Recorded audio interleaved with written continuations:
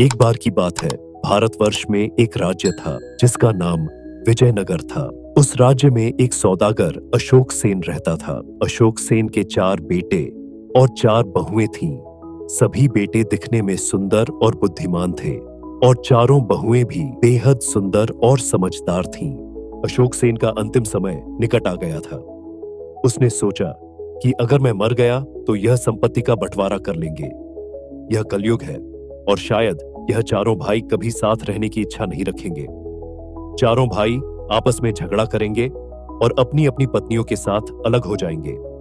इतने धन संपत्ति का लाभ केवल चोर और डाकू उठाएंगे। अशोक सेन ने अपने चारों बेटों को बुलाया और कहा, पुत्रों, जब तक मैं जीवित था तब तक तुम्हें किसी बात की चिंता नहीं थी, लेकिन अब मेरा अंतिम समय आ गया है। अगर भविष्य में तुम सब कभी अलग होने की इच्छा व्यक्त करो तो अपने चाचा जी को बुला लेना। वह बहुत चतुर और न्यायप्रिय है। वह जो भी फैसला करेंगे वही मानना और उसी के आधार पर अपना जीवन व्यतीत करना। अशोक सेन की मृत्यु के बाद उसके सभी बेटों और बहुओं ने बहुत दुख व्यक्त किया और रोने लगे। उन्होंने सौदागर का अंतिम संस्कार किया और दान दक्षिणा देकर अपनी जिंदगी में फिर से खुशी खुशी रहने लगे। चारों पुत्रों में सबसे बड़ा पुत्र बहुत ज्ञानी और विद्वान था।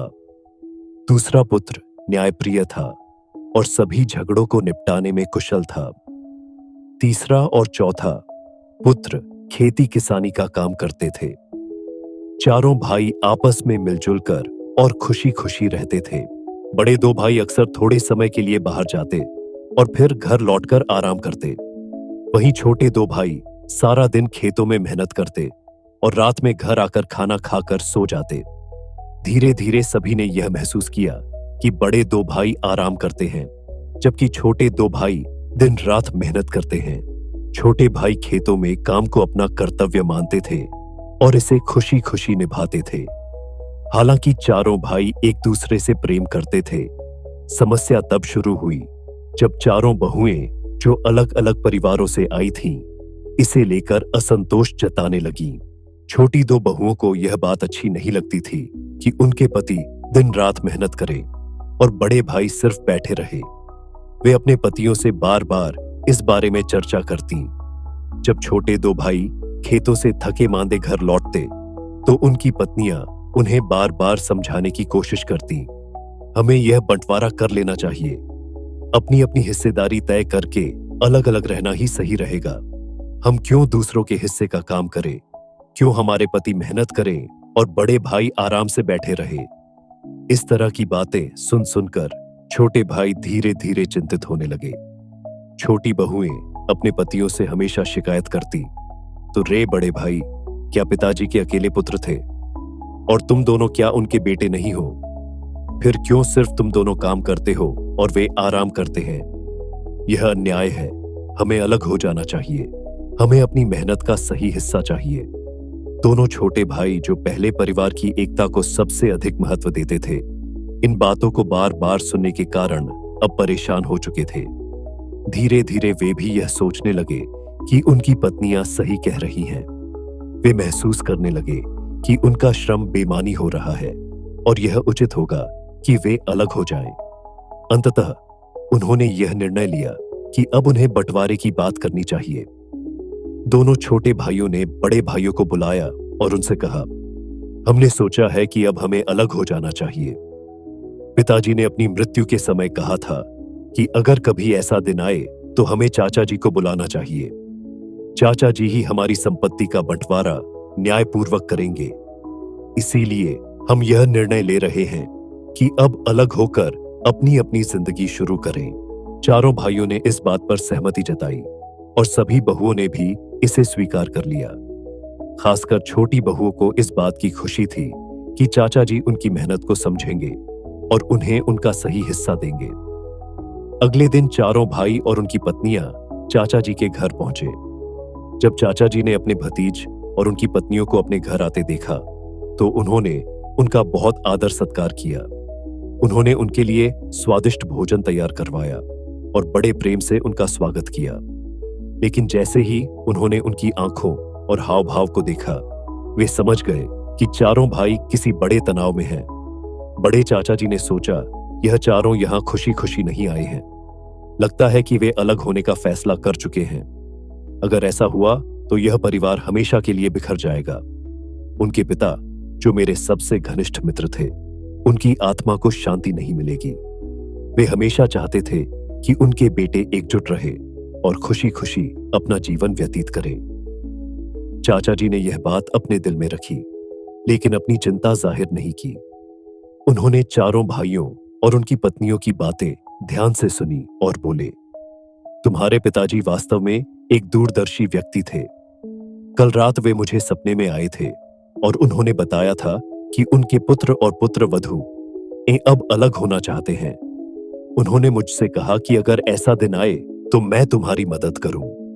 लेकिन उन्होंने एक बात और कही, यह बंटवारा तभी सफल होगा जब इसे भगवान की कृपा और आशीर्वाद के साथ किया जाए। इसलिए मेरी एक शर्त है, हम पहले भगवान का दर्शन करेंगे और फिर तुम्हारे घर लौटकर तुम्हारी संपत्ति का बंटवारा करेंगे। क्या तुम सबको यह स्वीकार है? सभी ने सहमति में सिर हिलाया। बड़े भाई ने कहा, आप सही कह रहे हैं चाचा जी। भगवान का आशीर्वाद लेकर ही यह काम करना उचित होगा। हम सब आपके साथ हैं। अब सभी भाई बहुएं और चाचा जी पास के मंदिर की ओर चल पड़े।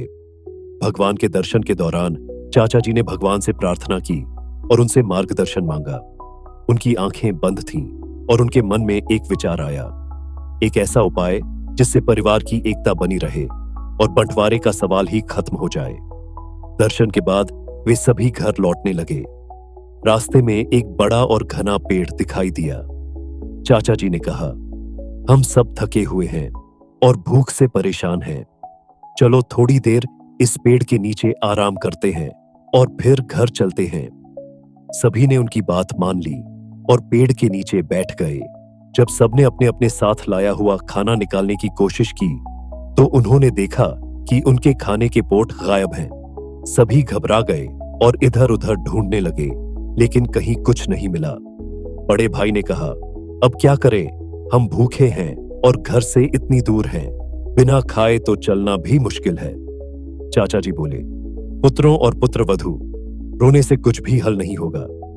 तुम सब तो चतुर और कर्मठ हो। इस समस्या का समाधान रोने में नहीं, बल्कि कुछ करने में है। हमारा घर यहां से बहुत दूर है और आसपास कोई गांव भी दिखाई नहीं दे रहा। इसलिए अब चारों भाई अलग अलग दिशाओं में जाओ और अपने अपने कौशल और मेहनत से जो भी भोजन या मदद प्राप्त कर सकते हो लेकर आओ। हम यहां भगवान की भक्ति करेंगे और तुम्हारे लौटने का इंतजार करेंगे। जब तुम सब लौट आओगे तो खाना खाकर हम तुम्हारे घर जाएंगे और संपत्ति का बंटवारा कर देंगे। चाचा जी की बात सुनकर चारों भाइयों ने सहमति जताई। सबसे छोटा भाई खेती में सबसे अधिक निपुण और परिश्रमी था। वह पूर्व दिशा में यह उम्मीद लेकर चल पड़ा कि उसे वहां कुछ ना कुछ मदद या खाना अवश्य मिलेगा। चलते चलते वह एक ऐसी जगह पहुंचा जहां कुछ किसान अपनी खेतों में मेहनत कर रहे थे, लेकिन उनका काम रुक गया था। उनके पास 2 बड़े और शक्तिशाली बैल थे, लेकिन किसी कारणवश खेती सही से नहीं हो पा रही थी। किसान बहुत परेशान और थके हुए लग रहे थे। छोटा भाई यह सब देख रहा था। उसने उनसे पूछा, भाइयों, आप लोग इतनी मेहनत के बावजूद खेत में सही से काम क्यों नहीं कर पा रहे? उनमें से एक किसान ने गहरी सांस लेते हुए कहा, भाई, हम पूरी कोशिश कर रहे हैं, लेकिन बैल हमारी बात नहीं मान रहे। हमारे खेत तैयार नहीं हो पा रहे। हमें नहीं लगता कि हम इस काम को पूरा कर पाएंगे। छोटा भाई मुस्कुराया और बोला, क्या आप लोग मुझे यह काम करने दें? मैं आपके खेत को सही से जोत दूंगा। आपके बैल मेरी बात मानेंगे और मैं समय पर यह काम खत्म कर दूंगा। यह सुनकर किसान चौंक गए। उन्होंने अविश्वास भरे स्वर में कहा, तुम ऐसा कैसे कर सकते हो? हम तो लंबे समय से खेती कर रहे हैं और हमारे लिए यह काम असंभव हो गया है। तुम कौन हो जो यह कह रहे हो कि तुम इसे कर सकते हो? छोटे भाई ने कहा, ठीक है, मैं तुम्हें दिखा दूंगा कि यह काम कैसे होता है। छोटे भाई ने किसान से कहा, अगर मैं तुम्हारी खेती का काम समाप्त कर दूं तो तुम मुझे क्या दोगे? किसान ने उत्तर दिया, जो तुम चाहोगे मैं तुम्हें वही दूंगा, बस मेरे खेत की समस्या हल कर दो। यह सुनकर छोटे भाई ने मुस्कुराते हुए कहा, ठीक है, मुझे कुछ चावल, दाल, सब्जियां और कुछ लकड़ियां चाहिए। अगर तुम यह सब जुटा सकते हो तो जाओ और इन्हें लेकर आओ। तब तक मैं तुम्हारी खेती का काम समाप्त कर दूंगा। किसान यह सुनते ही खुशी खुशी आवश्यक सामान जुटाने चला गया। इधर छोटा भाई बैलों को अपने अनुभव और मेहनत से नियंत्रित करते हुए खेत को जोतने लगा। वह इतनी कुशलता से काम कर रहा था कि देखते ही देखते पूरा खेत तैयार हो गया। जब किसान वापस आया तो उसने देखा कि उसका काम पूरा हो चुका है और छोटा भाई एक पेड़ के नीचे बैठा गाना गा रहा था। यह देखकर किसान दंग रह गया। उसने कहा, भाई, तुम सचमुच बहुत मेहनती और ईमानदार हो। यह रहा वह सामान जो तुमने मांगा था। अब इसे लेकर खुशी खुशी जाओ। छोटे भाई ने किसान का धन्यवाद किया, सामान को समेटा और वापस विशाल पेड़ के पास लौट आया, जहां चाचा जी, उसके अन्य भाई और उनकी पत्नियां पहले से बैठे हुए थे। तीसरा भाई पश्चिम दिशा की ओर निकल पड़ा। चलते चलते वह एक जगह पहुंचा जहां उसने देखा कि 5 आदमी खड़े होकर आपस में गंभीर बातें कर रहे थे। वह चुपचाप उनके पास गया और ध्यान से उनकी बातें सुनने लगा। उनमें से एक व्यक्ति कह रहा था, यह खेत हमेशा सूखा रहता है। पानी की व्यवस्था ना होने के कारण यहां कभी भी अच्छी फसल नहीं होती, लेकिन राजा हर साल कर वसूलने आ जाता है। हमें तो इस खेत से कुछ भी लाभ नहीं मिलता। अब बताओ, हम राजा को कर कहां से देंगे? तीसरे भाई ने उनकी समस्या सुनकर कहा, मैं इस समस्या का हल निकाल सकता हूं, लेकिन मुझे बताओ, अगर मैं तुम्हारी यह समस्या हल कर दूं तो तुम मुझे बदले में क्या दोगे? यह सुनकर सभी आदमी ने कहा, अगर तुम इस समस्या का हल निकाल सकते हो तो हम तुम्हें सोने के सिक्के दे सकते हैं। यह सुनकर सौदागर के पुत्र ने सोचा और बोला, अगर इस खेत में फसल नहीं हो रहा है तो तुम गायों की गोबर को ले आओ और उसे रसगुल्ले की तरह गोल गोल बना लो। फिर उसके अंदर फसल के बीज रख दो और उसे खेत में डाल दो। उसके बाद खेत में पानी दे दो। अब वह गोबर की गोलियां पानी में डूबकर मिट्टी में समा जाएंगी और फसल बहुत अच्छे से उगने लगेगी। यह बात सभी को बहुत पसंद आई और उन्होंने तीसरे भाई को धन्यवाद देते हुए उसे सोने के सिक्के दिए। सभी ने खुशी खुशी विदाई दी। वह सिक्के लेकर बाजार चला गया और खाने के लिए कुछ सामान इकट्ठा किया। फिर खाना लेकर लौटते हुए उस पेड़ के नीचे गया जहां उसकी पत्नी, भाइयों की पत्नियां और चाचा जी बैठे हुए थे। अब दूसरे भाई की बारी थी। वह उत्तर दिशा की ओर चल पड़ा। वह थोड़ा घबराया हुआ था क्योंकि उसके पास कोई खास योजना नहीं थी, लेकिन उसने सोचा कि अपनी यात्रा पूरी करनी चाहिए। वह चलते चलते एक बरगद के पेड़ के नीचे रुका जहां उसे एक व्यक्ति रोते हुए दिखाई दिया। वह आदमी दिखाई में एक जमींदार या सौदागर का बेटा लग रहा था। दूसरे भाई ने उसके पास जाकर पूछा, तुम कौन हो और यहां क्यों रो रहे हो? आदमी ने आंसुओं के साथ अपनी दुख भरी कहानी साझा की। उसने कहा, मैं एक जमींदार का बेटा हूं।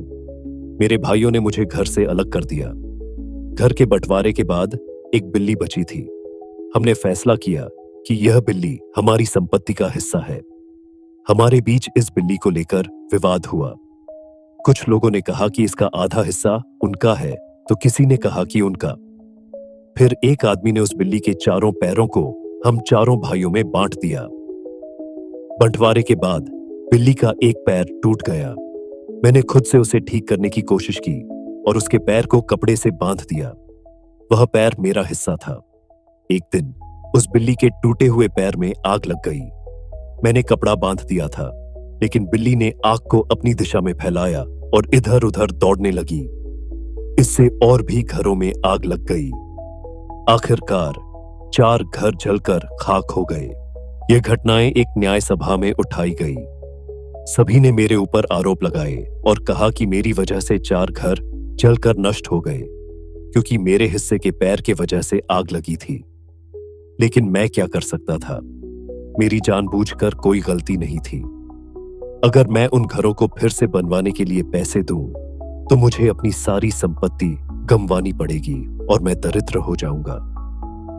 मेरे पास अब कोई रास्ता नहीं बचा है और इस संकट से बाहर निकलने का कोई तरीका नहीं दिखाई दे रहा है। आदमी के आंसू फिर से बहने लगे। यह सुनकर सौदागर के दूसरे पुत्र ने उससे पूछा, अगर मैं तुम्हारी समस्या का हल निकाल दूं, तो क्या तुम मुझे कोई इनाम दोगे? आदमी ने जवाब दिया, अगर तुम मेरी मदद कर सकते हो तो मैं तुम्हें 500 सोने की सिक्के दूंगा। बस मेरी मदद करो। सौदागर का बेटा, जो बेहद समझदार था, कहने लगा, ठीक है, तुम सभी को इकट्ठा करो और मुझे बताओ कि क्या हुआ है। मैं यह समस्या हल करने के लिए कदम उठाऊंगा। सौदागर का दूसरा पुत्र वहां पहुंचा, जहां सभी लोग इकट्ठा हुए थे। सभी ने उसे बोला, तुम यहां क्या करने आए हो? इस समस्या का समाधान कल ही तय हो गया था कि यह सबका जिम्मेदारी है। सौदागर का दूसरा पुत्र बोला, नहीं, यह कैसे हो सकता है? वह तो इस समस्या का हिस्सा भी नहीं है। सभी लोगों ने बोले, आप क्या कह रहे हो? इसमें तो सभी दोष इसका है, फिर तुम कैसे इसे निर्दोष कह सकते हो? उसने कहा, आप सब कह रहे हैं कि इस सौदागर पुत्र का हिस्से वाला पैर ही यह सब का कारण है, लेकिन क्या आप यह नहीं जानते कि बिल्ली 4 पैरों पर चलती है? आग सिर्फ एक पैर में लगा था, लेकिन वह तो जख्मी था। बचा हुआ पैर से बिल्ली भागती रही और सभी घर में आग लग गई। इसमें टूटा हुआ पैर का कोई गलती नहीं है, सभी गलती तो बाकी 3 पैर की है। अगर वह नहीं होते तो यह भागती कैसे? सभी ने उसकी इस बात पर सहमति जताई। उन्होंने महसूस किया कि दूसरे सौदागर पुत्र की बात में तर्क है। इस निर्णय पर पहुंचा गया कि इसमें यह सौदागर पुत्र का नहीं है, बल्कि यह बाकी 3 भाइयों की सामूहिक जिम्मेदारी है। इसके बाद तीनों भाइयों ने मिलकर उन जले हुए घरों की मरम्मत कराने का फैसला किया। दूसरे सौदागर पुत्र को उसकी समझदारी और निष्पक्षता के लिए धन्यवाद दिया गया। उस आदमी ने वादा निभाते हुए उसे 500 सोने के सिक्के, कुछ चावल, दाल, सब्जियां और फल दिए। सौदागर का दूसरा पुत्र खुशी खुशी उन चीजों को लेकर पेड़ के पास आ गया, जहां बाकी सब उसकी प्रतीक्षा कर रहे थे। इस बीच सबसे बड़े सौदागर पुत्र, जो ज्ञान और बुद्धि में सबसे अधिक परिपक्व था, एक मंत्री के घर पहुंचा। उसने देखा कि मंत्री और उसका परिवार चिंता और भय में डूबे हुए हैं। उसने उनसे पूछा, आप सब क्यों रो रहे हैं? ऐसी क्या समस्या है जो आपको इतना परेशान कर रही है? मंत्री ने जवाब दिया, हमारे राजा ने मुझे एक पागल हाथी का सटीक वजन बताने का आदेश दिया है। यदि मैं ऐसा करने में असमर्थ रहता हूं, तो राजा मुझे और मेरे पूरे परिवार को मृत्यु दंड देंगे। यह काम असंभव लगता है। एक जीवित और पागल हाथी का वजन कैसे मापा जा सकता है? यह सुनकर बड़े सौदागर पुत्र ने मुस्कुराते हुए कहा, यह काम उतना कठिन नहीं है जितना आप सोच रहे हैं। मैं इसका हल चुटकियों में निकाल सकता हूं, लेकिन आप मुझे यह बताएं कि बदले में आप मुझे क्या देंगे? मंत्री ने कहा, यदि तुम इस समस्या को हल कर दोगे तो मैं तुम्हें 1000 सोने के सिक्के, बहुत सारा अनाज और उपहार दूंगा। सौदागर पुत्र ने कहा, तो सुनिए, सबसे पहले इस हाथी को एक नाव पर चढ़ा दीजिए और उसे नदी में छोड़ दीजिए। जब नाव पानी में डूबने लगेगी तो जहां तक वह डूबेगी उस निशान तक पत्थर रखकर नाव को उसी स्तर तक डुबो दीजिए।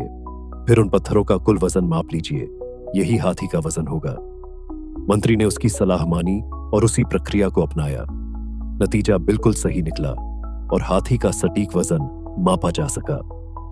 मंत्री और उसका परिवार बहुत खुश हुए। उन्होंने वादे के अनुसार 1000 सोने के सिक्के, चावल, दाल, सब्जियां और अन्य उपहार सौदागर के बड़े पुत्र को दिए। बड़ा पुत्र यह सब लेकर उसी पेड़ के पास पहुंचा, जहां बाकी सभी भाइयों और उनके परिवार के लोग इकट्ठा थे। अब सभी चीजें तैयार हो चुकी थी और भोजन बनाया गया। भोजन के बाद चाचा जी ने चारों भाइयों से पूछा, क्या तुम लोग अब भी अलग रहना चाहते हो या फिर साथ रहना पसंद करोगे? चारों भाइयों और उनकी पत्नियों ने एक दूसरे की तरफ देखा और समझ गए कि हर इंसान के पास अपनी विशेषता और गुण होते हैं।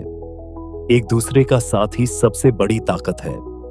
छोटे भाई और उनकी पत्नियों ने बड़े भाइयों और उनकी पत्नियों के पैरों पर गिरकर माफी मांगी। बड़े भाइयों ने गले लगाकर माफ कर दिया। इसके बाद सबने एक दूसरे से वादा किया कि अब से वे हमेशा मिलजुल कर रहेंगे। सभी खुशी खुशी अपने घर लौट गए और एक साथ सुखपूर्वक जीवन बिताने लगे। दोस्तों, आपको यह कहानी कैसी लगी? कमेंट करके जरूर बताइए। वीडियो अच्छी लगी है तो लाइक एंड शेयर करें। ऐसे नई नई कहानी के लिए चैनल को सब्सक्राइब जरूर करें। आपको किसी तरह की कहानी पसंद है, हमें जरूर बताइए ताकि हम उसी तरह की वीडियो लेकर आएंगे। यदि आप हमारे पिछले कहानियां अब तक नहीं देखा है तो उसे भी एक बार जरूर देखें। आपका ध्यान रखें, क्योंकि जल्द मिलेंगे एक नई कहानी के साथ। तब तक के लिए जय सीताराम।